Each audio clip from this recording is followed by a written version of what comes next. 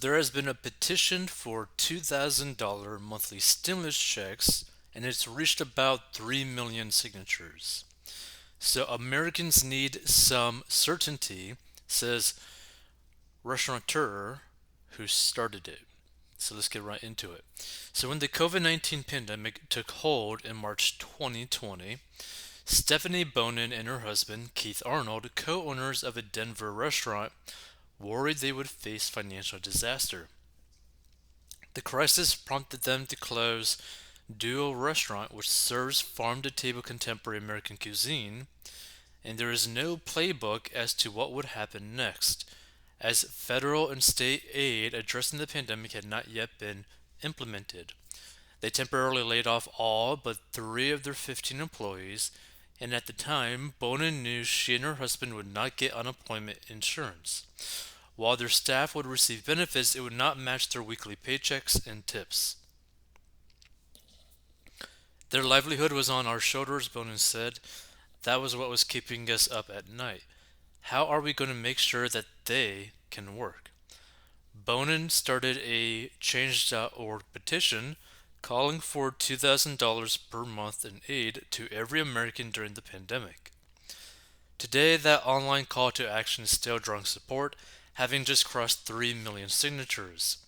Change.org has put together a video of personal testimonies of people who say they need more federal help. The milestone comes as a COVID-19 resurgence due to the Omicron variant is forcing some small businesses to close and schools to question whether children should attend classes in person. Meanwhile, lawmakers on Capitol Hill are discussing what aid may be implemented, particularly for businesses like restaurants. Democrats' Build Back Better proposal has stalled on Capitol Hill, and that bill would authorize additional monthly child tax credit payments, though Senator Joe Manchin has called for stricter targeting of that aid. House Speaker Nancy Pelosi said in an interview on the CBS program Face the Nation this weekend that more help for Americans could be added to an upcoming federal funding bill. However, Bonin said she is already hearing from supporters of the petition who need more aid now.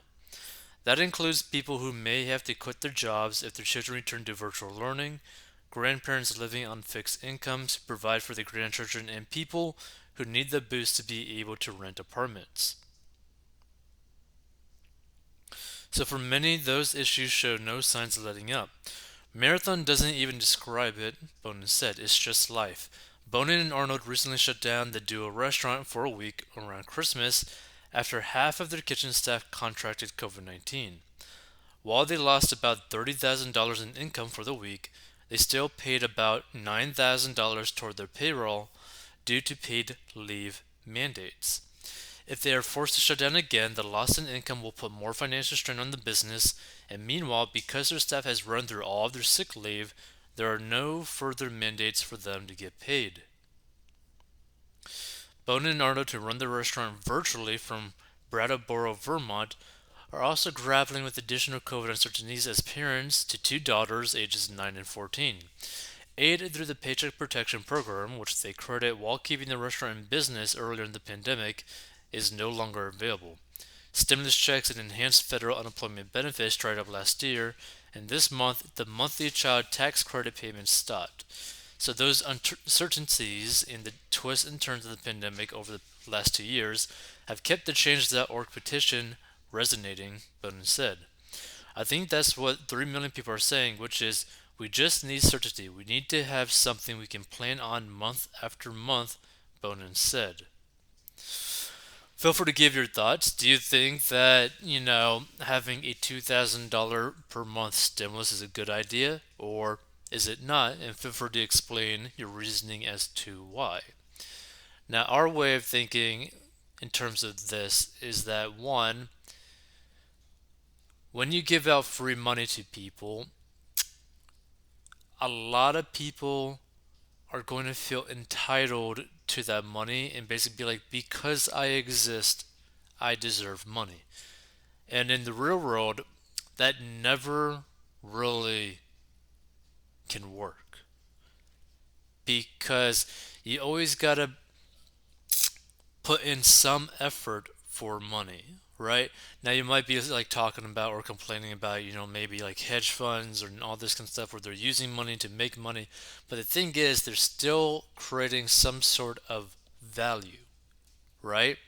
They're able to increase the value by putting their money into something that will make more money or increase the value of what they actually put that in there, right? So like they could put money into a stock, it raises 20%, so they increased the amount of money that they had by 20%, right? So they increase value. They are providing some sort of value. Now, they're not necessarily doing that much work, but they're still creating value. When you are just giving people money because they exist and no other reason, that gets kind of sketchy. That being said, if the government forces everybody to basically be shut down, then they have to end up basically giving people money. Otherwise, how can you shut everything down, stopping commerce, and expecting everyone to basically be able to survive? You can't, right? But then this gets into an even bigger problem if you do end up shutting everything completely down and you give people this money. Well, now the dollar is basically worthless. So it gets into a really scary situation because, like, there's not really a good answer to this because the policies are just crap, right? You gotta have businesses stay open so that they can conduct business, so that money will flow through the system, so that people can actually make money by putting in some work, right? Because here's the thing, like if there's no one working, it's not going to matter that much if you get $2,000 per month. Because if everyone has $2,000 per month, everything is going to increase in price because there's just so much money in circulation now. But also, there's not really going to be really anyone producing anything, right?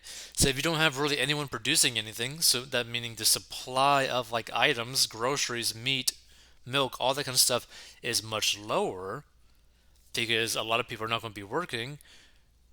Well, then that means all those products are going to massively increase in price because the massive influx of cash every single month, but also by the fact that there's not really much of that product actually being produced, but there's so high of a demand that you're going to possibly see like a gallon of milk cost like 20 bucks or something or even more. Just to put it into perspective, right? So that's why you got to be really careful with something where pretty much like a universal basic income kind of situation. And I understand a lot of people are in support of a universal basic income, and I understand why. But in the reality of it, guaranteeing money to everyone that simply exists because they exist, right? For no other reason, you're just going to give them money, actually will end up making life not really much better because everything is going to cost far more. So, $2,000 a month now for the majority of the population is pretty nice. But $2,000 after everyone's been receiving $2,000 after a year, well, your buying power with that $2,000 is probably going to be like a quarter of it, right? It's going to be really bad, right? It's not going to go as far. You're not going to be able to get enough with it or as much as you thought with it. And that's something that people don't really ever take into consideration. People are like, oh, yeah, just give me free money, right? And I understand that. Everyone wants free money. But there's always a consequence. Like, free money is never really free when you really think about it. And that's the sad thing once you understand that. And also, you got to think about it too. The only way that they could really implement something like this is if they were to actually create what they were testing out for a while and trying to do, probably eventually, is a federal cryptocurrency and the basically replacing the dollar with like whatever form of currency that they're going to have, right? the government currency, whatever, so that everyone ends up having an account that is linked to the Federal Reserve so that they could just give people like credits, right? So it's going to be very crazy to see what ends up happening in the future. It could very well be a situation where you do end up getting $2,000 per month in the future. But don't assume that once you get this money, that you'll actually end up being able to use it the way that you think that you're going to be able to use it, right? Because people think that if they get $2,000 per month, oh yeah, I could run a place, I could get groceries, I could like live a pretty okay life, and then I could just work on my skills and make more money. But in reality, like in practice, this is really not going to be the case. So just keep that in mind. If you want to learn how to get out of debt, go to 14bucks.com.